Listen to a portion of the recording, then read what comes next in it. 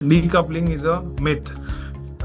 जो हमारे मार्केट से या ग्लोबल मार्केट से कोई भी मार्केट्स हो वो एक तार से जुड़े हुए हैं और ये तार है लिक्विडिटी। ये वो इकोनॉमी है जहां पर गवर्नमेंट डिसाइड करती है सब कुछ। गवर्नमेंट ने आज डिसाइड कर लिया है, अब हमें स्टेबलाइज करना है। वो दिन था और आज का दिन है। How Chinese assets have done. आपने तीनों चीज में देखा कि it's all about the government action. तो आपका नया बबल, आपका सामने एक बबल बर्स्ट हो रहा है। बबल बर्स्ट का मतलब ये नहीं है कि कोलैप्स हो जाएगा। इट इज पॉसिबल कि 8-10 साल तक भाव कहीं ना जाए और वो आपके सामने दूसरा बबल क्रिएट हो रहा है। और मैं मानता हूँ before the end of the decade we could easily see a 7 to 10,000 dollars on gold.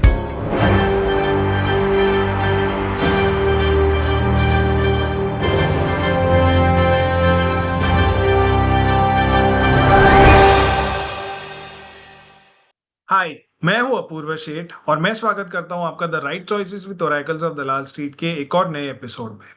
Friends, इस शो में हम एक ही लक्ष्य के साथ आगे बढ़ रहे हैं कि real world stock market heroes से एक्शनेबल और इंसाइटफुल स्ट्रेटजीज लेकर आपके सामने प्रस्तुत करें ताकि आप एक बेहतर ट्रेडर और इन्वेस्टर बन सके।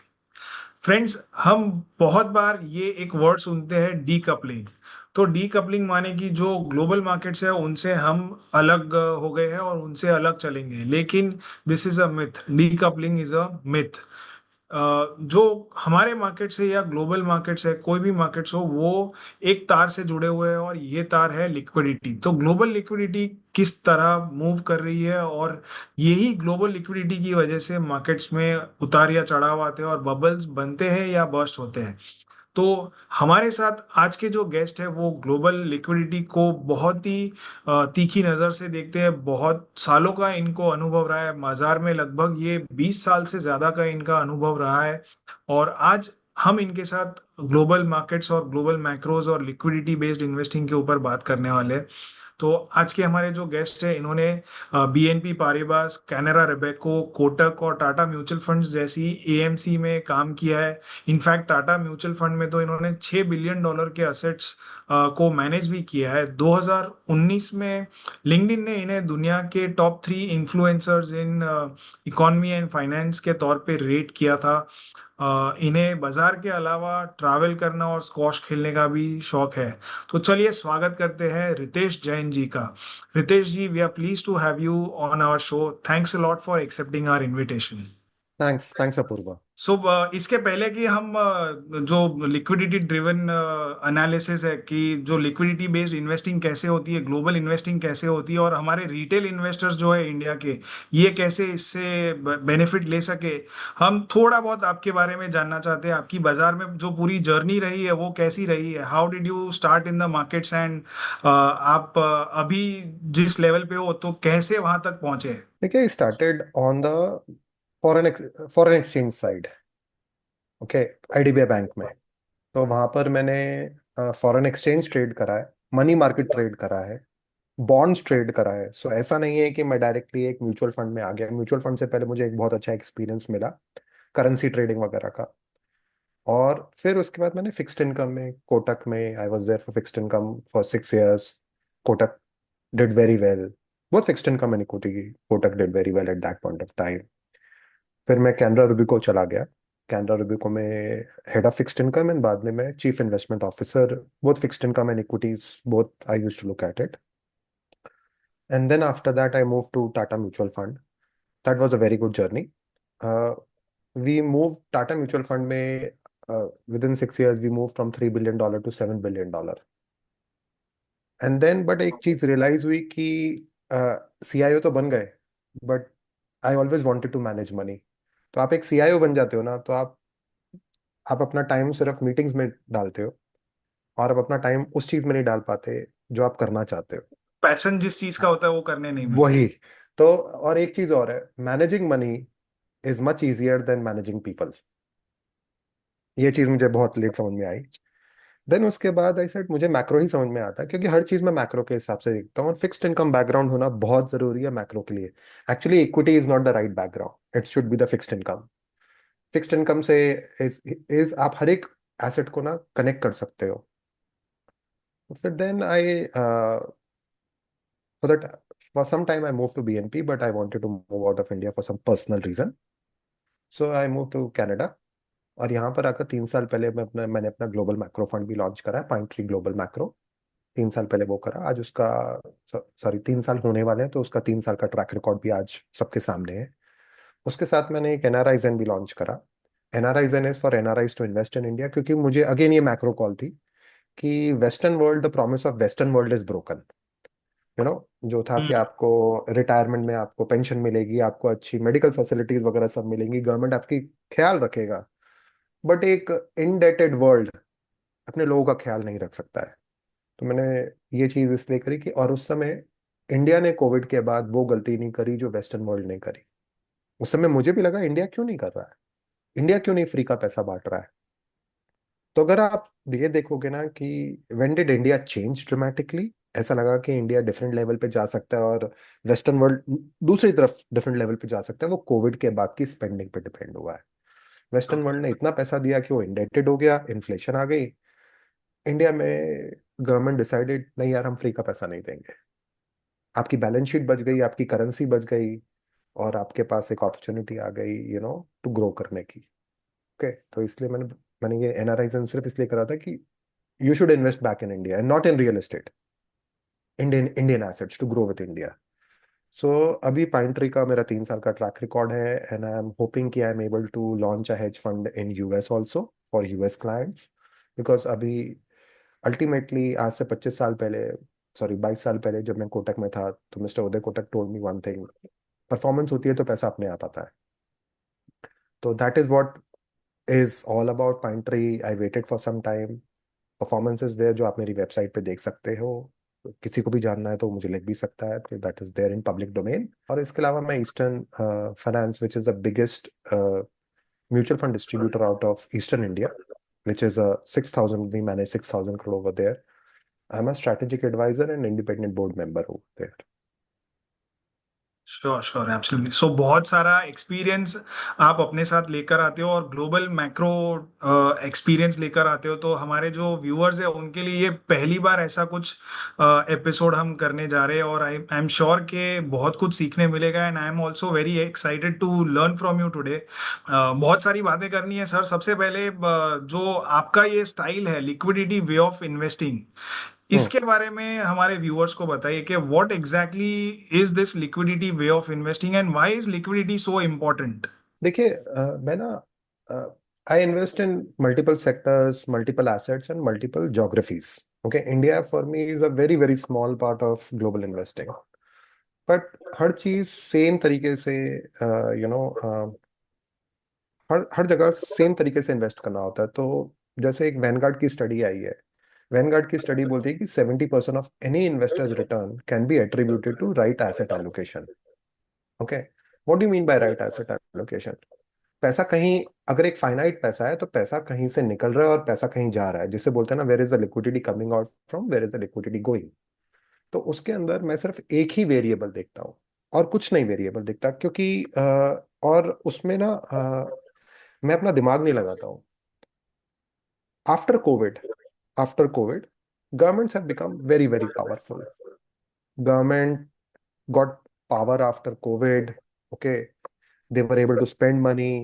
ऑपोजिशन नहीं था, जुडिशरी वीक हो गई, ब्यूरोक्रेसी वीक हो गई, so they become very powerful. In fact central banks भी वीक हो गए। तो आज की डेट में गवर्नमेंट इज द इकोनॉमी। आपको जान के बहुत आश्चर्य होगा कि in western world government expenditure as a percentage of GDP 40 से 50% है। फ्रांस में तो 50% के भी ऊपर है। इसका मतलब government is responsible for 50% of the GDP in the western world. In India, in US it is 40%, in India it is 30%। Basically 1/3 of the economy तो आपकी गवर्नमेंट है, गवर्नमेंट डिसाइड कर रहा है। तो मैं सिर्फ इस हिसाब से, मैं बहुत चीजें बारीकी से देखता हूँ कि गवर्नमेंट क्या सोचती है। गवर्नमेंट जो सोचेगी, गवर्नमेंट बोलेगी कि नहीं, हमें ये चीज पसंद है, हमें ये चीज नहीं पसंद है।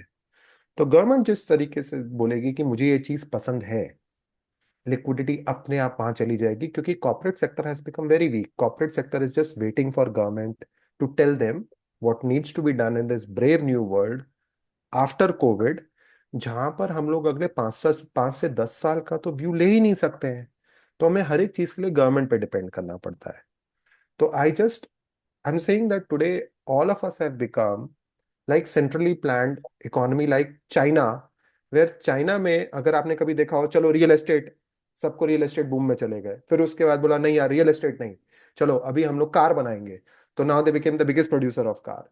Same way across the world, आज प्रेसिडेंट ट्रम्प बोलते हैं नहीं अभी हमें मैन्युफैक्चर करना है, अभी हमें आपका पैसा स्टॉक मार्केट में नहीं चाहिए अभी। सो हर जगह पे government is becoming very powerful, government is intervening in the economy, and government is deciding where the liquidity should go।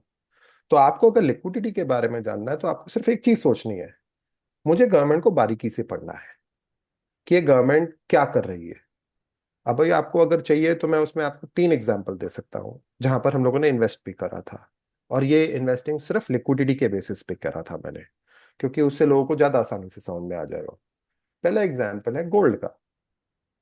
2022 में जब यूक्रेन और रशिया वॉर हुआ, तो मैंने एक चीज देखी कि रशिया का फॉरेन एक्सचेंज रिजर्व G7 ने सैंक्शन कर दिया है।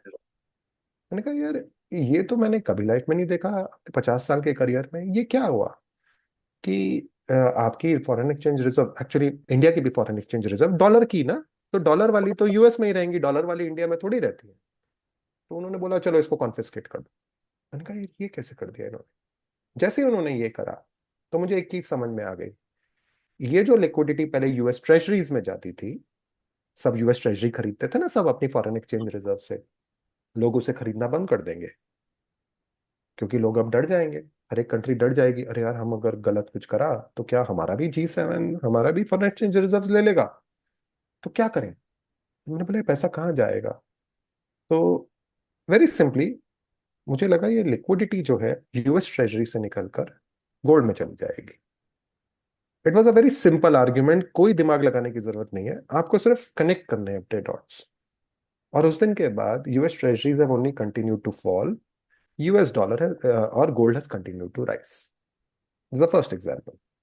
Second example is Argentina. Argentina is a is is promises broken year after year. मतलब हर बार वो आईएमएफ का बेल आउट वगैरह सब लेते हैं और फिर उसके बाद डिफॉल्ट कर देते हैं। तो नए प्रेसिडेंट आए, प्रेसिडेंट मिले, मैंने उनकी पॉलिसीज पढ़ी, मैंने कहा पॉलिसीज तो बहुत अच्छी लग रही हैं। जब पॉलिसीज अच्छी लगी और बोला अर्जेंटीना के पास नेचुरल रिसोर्सेज भी बहुत अच्छे हैं, सिर्फ लोग वेट करें कि कोई आ जाए जो क्रेडिबल हो, तो देखा ये क्रेडिबिलिटी बिल्टअप कर रहा है। तो मैंने फिर अर्जेंटीना में इन्वेस्ट कर दिया, पाइंट्री का आज भी अर्जेंटीना में इन्वेस्टेड है। जब हमने इन्वेस्ट करा we took a leap of faith कि नहीं। So I read everything about president Milei. वहां मुझे ये चीज भी समझ में आ गई कि पिछले 20 साल 30 साल में लोग थक गए हैं, अभी वो लोग थोड़ा ना सेक्रीफाइस करने को तैयार है, क्योंकि प्रेसिडेंट मिलई ने बोला कि मुझे अगर आप चूज करोगे तो सिर्फ ये चूज करके सोचना कि मैं पहले आपको सेक्रीफाइस करना पड़ेगा 6 से 9 महीने का। अभी क्या, अभी हर एक को अर्जेंटीना दिखाई देता है कि व्हाइट हाउस भी वो गए, प्रेसिडेंट मिले, अभी हर एक को समझ में आता है अरे हाँ he is done something. But उस समय you could see that if you read it बारीकी से, आप अगर उसे पढ़ते थे तो you had a very big bull market standing in front of you. और लास्ट ईयर अर्जेंटीना का रिटर्न शायद 70% था, अर्जेंटीना ईटीएफ।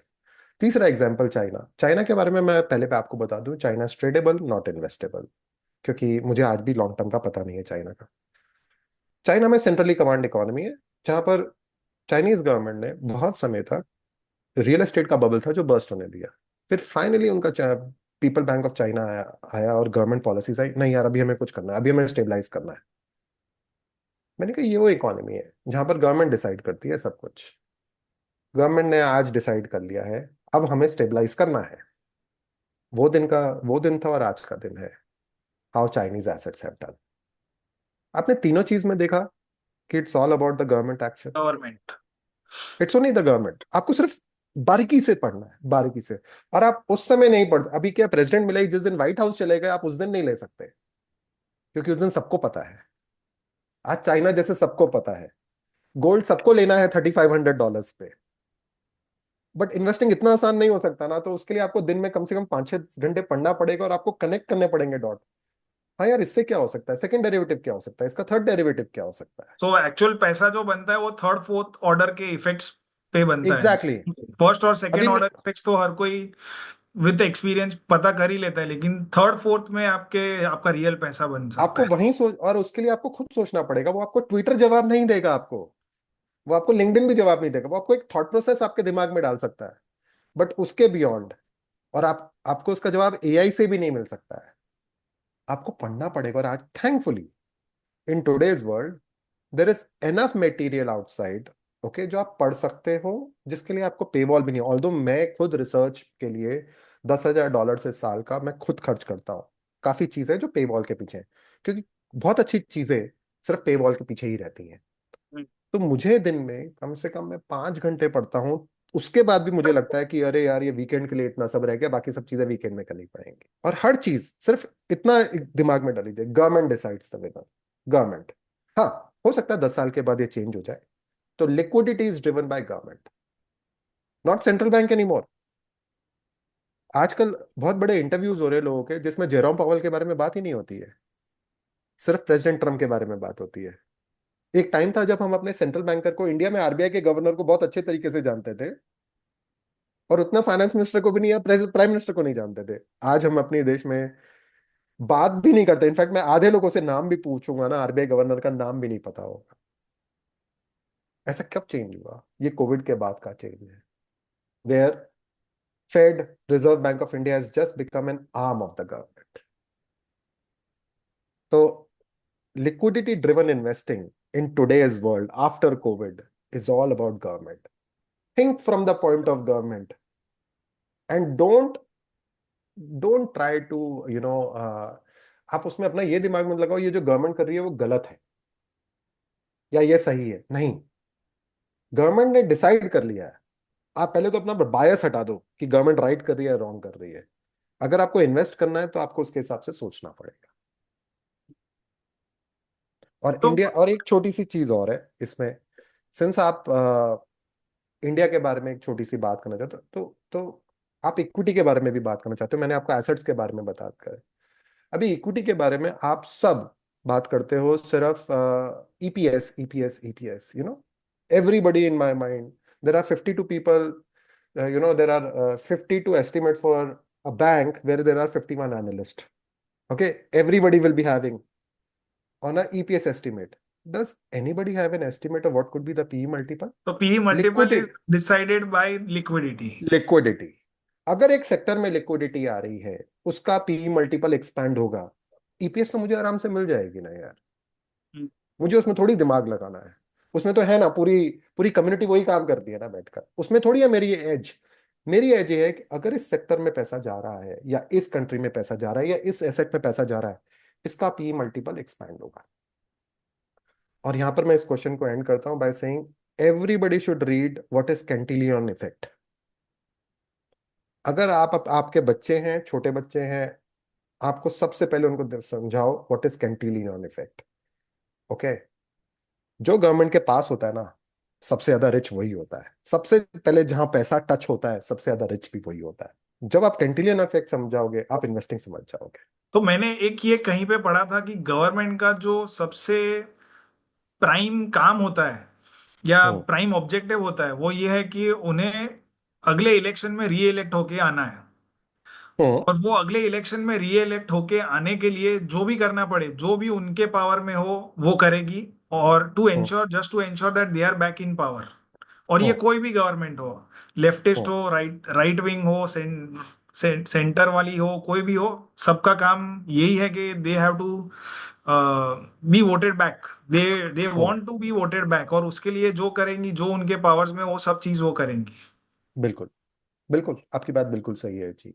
तो अब ये जो लिक्विडिटी की हम बात कर रहे हैं, so for common retail investors, how do they understand liquidity in a much more objective वे?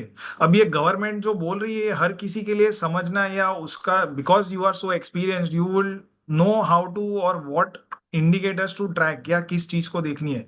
तो for example I look at US 10 year bond yields.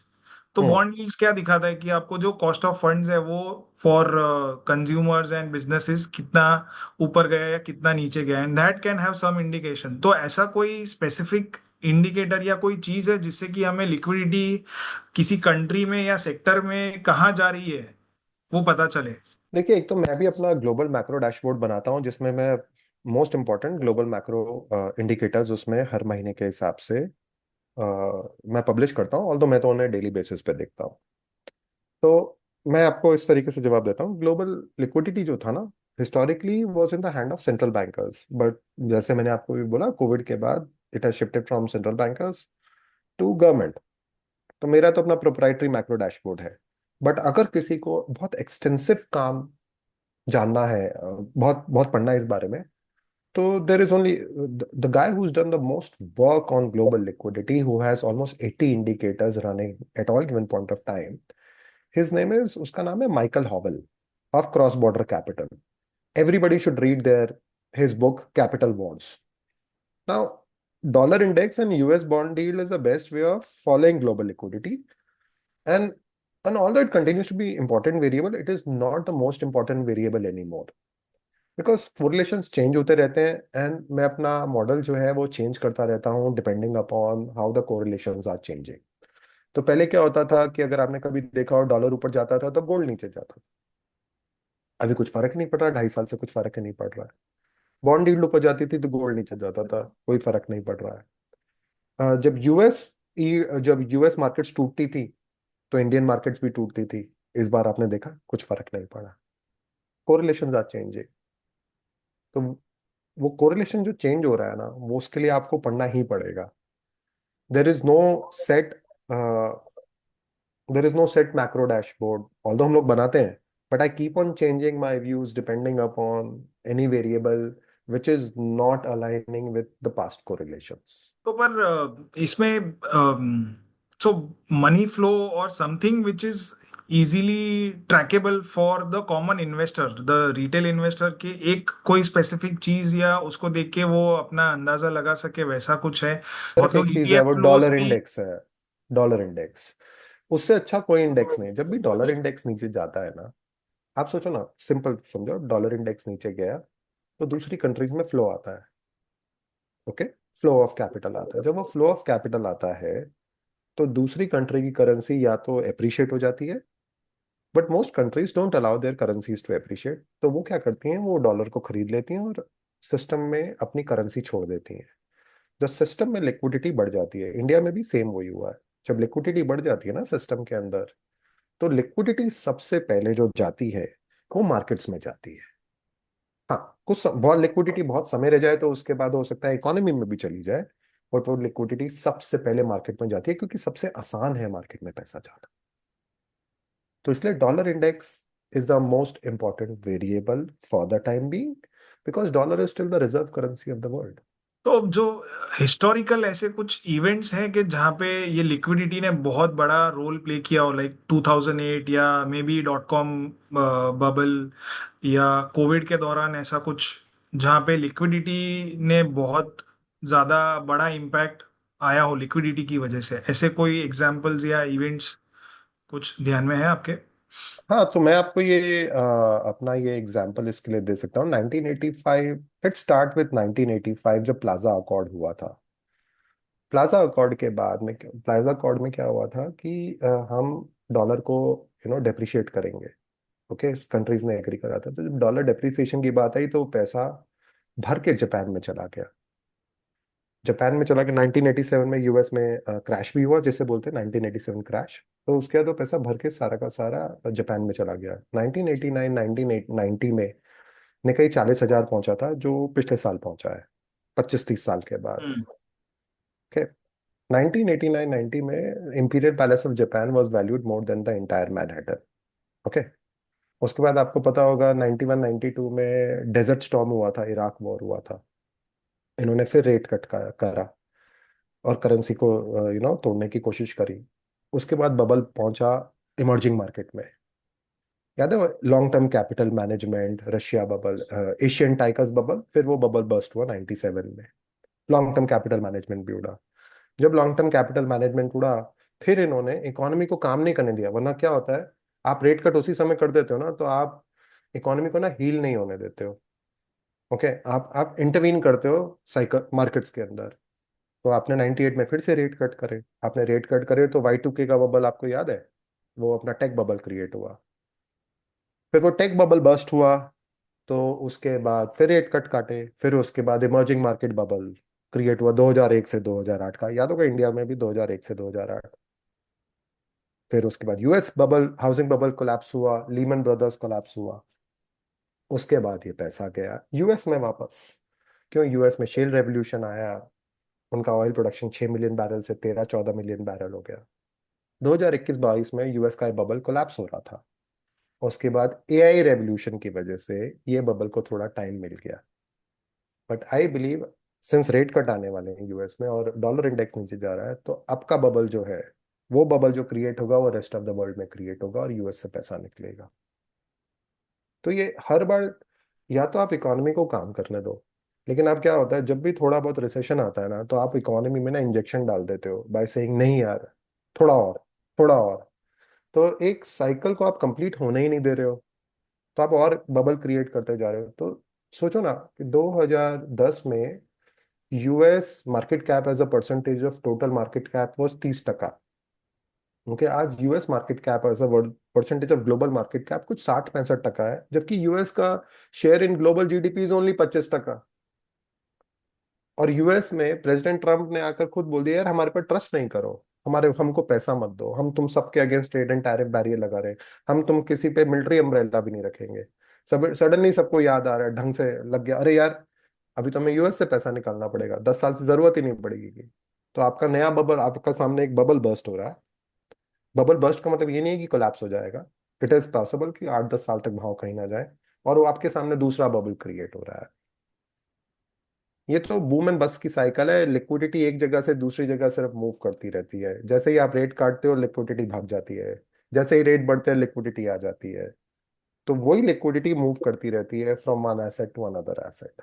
तो आपने एक बहुत ही इंटरेस्टिंग चीज कही यहाँ पे, जो पूरे 70s 80s से लेके अब तक, तो एक हार्ड एसेट्स और लिया इमर्जिंग मार्केट्स और डेवलप्ड मार्केट्स, इन दोनों के बीच में एक करेक्ट, हर दस साल रस्साकसी का चल रहा है, रही है। एक हर 10-10 हर साल दस का साल एक रहता है। चलता है कि 70s 80s में वो गोल्ड और जो इन्फ्लेशनरी पीरियड था उसमें गोल्ड सिल्वर ये सब चले। फिर वो जो निफ्टी 50 कंपनीज, निफ्टी 50 या, वो पूरा एक करेक्ट, आप बबल सही हुआ। बोल रहे हो। फिर वापस डॉट कॉम बूम आया, फिर वापस से 2000 से 2010, this whole period was again the emerging markets where they rallied. And 2010 correct. से 20 तक आई थिंक डेवलप्ड मार्केट्स चलने चाहिए थे and the cycle should have turn, but वो because of covid and because of excessive money printing and वो yes. Trump put कह लो या ग्रीनस्पैन पुट और हूसोएवर इज द गवर्नर और प्रेसिडेंट, उसका पुट एक ये कहते हैं कि बस वो they don't want the markets to fall. तो उसकी वजह से ये पूरा करेक्ट। डॉट कॉम वाला अब जा करके, या जो टेक्नोलॉजी वाला पूरा एक बबल था वो अब जाके थोड़ा। शायद बबल बस्ट हो रहा है हमारे सामने, बट ये 1971 के बाद ये चालू हुआ। उससे पहले हमारी currency was peg to gold, US currency was peg to gold. उसके बाद आप गोल्ड पे डिफॉल्ट करने वाले थे, तो आपने पेग हटा दिया। जैसे ही आपने पेग हटा दिया, तो इसका मतलब liquidity can be created out of thin air by central bankers. तो हम्म। आपको 1971 के बाद आपकी बूम बस्ट साइकिल चलती रहती है, और आपको सिर्फ ये देखना है कि चलो कहाँ पर बूम आने वाला है और कहाँ बस्ट आने वाला है। It's a very simple process. और कोविड के बाद तो ये बिकम और और बड़ा हो गया है बबल, क्योंकि गवर्नमेंट ने इतना पैसा खर्च कर दिया। तो अभी गोल्ड में आपने एक पॉइंट कहा था कि गोल्ड में जो 2022 में जब रशिया के एसेट्स फ्रीज हुए और उसके बाद हम्म। से गोल्ड में एक ये पूरा रैली स्टार्ट हुआ है, तो where will this gold rally end? And because we are also talking about ये जो 10-10 साल का ये है, तो क्या 2030 या मे बी 2035 तक भी ये गोल्ड की रैली रह सकती है? I know that you have a very bold view on gold, I think $7,000 या उससे भी ज्यादा का आपका टारगेट है। तो 3 बार हो चुका है हिस्ट्री में, 1980 71 के बाद जब गोल्ड का जहां से बुल मार्केट चालू हुआ, उसके बाद it has been an eight bagger, exactly eight bagger, 3 बार हुआ है ये चीज। तो मैं सिर्फ उसी बैकग्राउंड में जा रहा हूँ कि यार ये 3 बार हो चुका है, और वो तीनों बार तो मॉनेटरी सिस्टम भी इतना प्रेशर में नहीं था। आज की डेट में तो यूएस मॉनेटरी सिस्टम बहुत ज्यादा प्रेशर के अंदर है। तो अगर ये चीज 3 बार हो चुकी है और हमारी इस बार की बुल मार्केट फिर से 1050 के करीब चालू हुई, तो मैं मान रहा हूँ $8,000 क्यों नहीं हो सकता है। आपको उस समय लगता है अरे यार कितनी बड़ी चीज है, नहीं, it's not a big thing, it's not a big thing, simply because every country wants higher dollar. क्योंकि आज चाइना बोलता है मैं चाइनीज युआन के अगेंस्ट डॉलर को अप्रिशिएट नहीं, डेप्रिशिएट नहीं होने दूंगा। तो हर कोई बोलता है चलो यार गोल्ड के अगेंस्ट अपनी करेंसी डेप्रिशिएट करते हैं, और नेट सेटलमेंट जो होगा अपने इंपोर्ट एक्सपोर्ट का वो गोल्ड में कर देंगे। आज यूएस के पास 84 ऑफ 8500 टन ऑफ गोल्ड है। सोचो $10,000 गोल्ड हो गया तो $2.5 ट्रिलियन वैल्यू है उनके गोल्ड की हो जाएगी। आज की डेट में $40 पे वैल्यूड है। $10,000 गोल्ड हो गया तो $2.5 ट्रिलियन यूएस यूएस का डेट कम हो जाएगा, या फिर वो उतना कम बोरो करेगा $2.5 ट्रिलियन।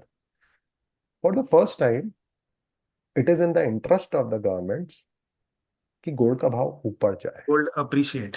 पहली बार उनके इंटरेस्ट में है ये चीज। आज सऊदी अरेबिया में आज लोग बात करते हैं कि चलो सऊदी अरेबिया को क्या मिला प्रेसिडेंट ट्रम्प से, ओके, क्योंकि उन्होंने तो उनसे ओपेक की प्रोडक्शन भी बढ़वा दी। Who knows, he might have committed कि चलो गोल्ड का भाव ऊपर चला जाएगा, क्योंकि सऊदी अरेबिया के पास भी बहुत गोल्ड है। तो यूएस के एलाइज के पास काफी गोल्ड है।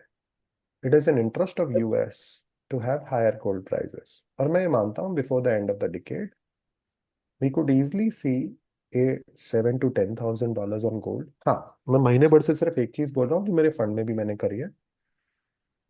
Gold has is no more the top holding in Pine Tree as on April end. मैंने फैक्ट शीट में भी डाला है वो चीज, सिंपली बिकॉज नाउ जब पैसा बनाना इतना आसान हो जाए ना कि हर एवरीवन कोई इज बोले, टॉकिंग अबाउट। हाँ, तो उस समय क्या होता है, money is never made when you are very comfortable.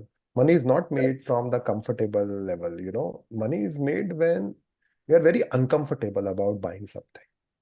Today everybody is comfortable about buying gold, so it's not cheap, so it needs time or price correction, the way Indian assets needed time and price correction between जून 2024 से जनवरी 2025 तक। तो एक there is something which has not budged at all for the last 50 years, और gold के हम्म। साथ उस चीज की बात होती है लगभग हमेशा, हर बार, हर एक घर में होती है बात गोल्ड के साथ सिल्वर की।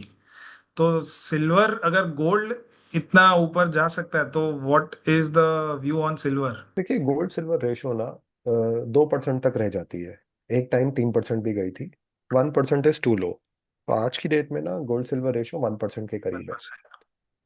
तो मैं ये मानता हूँ कि जब latest stages of bull market आती है ना, जब जैसे आज की डेट में आपने देखा होगा गोल्ड $100 दिन में मूव करना चालू कर दिया है, ओके। तो ये मैंने सोचा था ये टाइम 2-4 साल के बाद आएगा, बट आज हो रहा है। जब latest stages of the bull market आती है ना, उसमें ये सब चीज़ें फिर साथ में ना रैली करती हैं। अर्ली में नहीं करती हैं थोड़ा। हाँ, but I am also surprise कि gold silver ratio has gone closer to 100। This is a level at which silver is far cheaper compare to gold, but we'll have to wait for it. तो ये थे रितेश जैन जी। इनके साथ हुए इस episode में हमने बात की ग्लोबल मैक्रो इन्वेस्टिंग पे। तो हमने लिक्विडिटी को कैसे ट्रैक करना है और कैसे लिक्विडिटी के फ्लो से आपके लिए अपॉर्चुनिटीज क्रिएट होती है मार्केट्स में, हमने ये देखा। हमने कुछ पास्ट एग्जांपल्स भी देखे जहां पे लिक्विडिटी ने बहुत बड़ा रोल प्ले किया है इन क्रिएटिंग बबल्स और बर्स्टिंग देम। तो आगे आने वाले एपिसोड में हम इंडिया स्पेसिफिक बात करने वाले हैं। इंडिया में आप मैक्रोज और लिक्विडिटी को कैसे ट्रैक कर सकते हो और उससे कैसे आप अपॉर्चुनिटीज आइडेंटिफाई कर सकते हो, इस बारे में बात करने वाले हैं। तो चलिए मिलते हैं अगले एपिसोड में। तब तक के लिए हमारी चैनल को जरूर सब्सक्राइब कीजिए। Thank you. Investments in securities market are subject to market risks. Read all the related documents carefully before investing.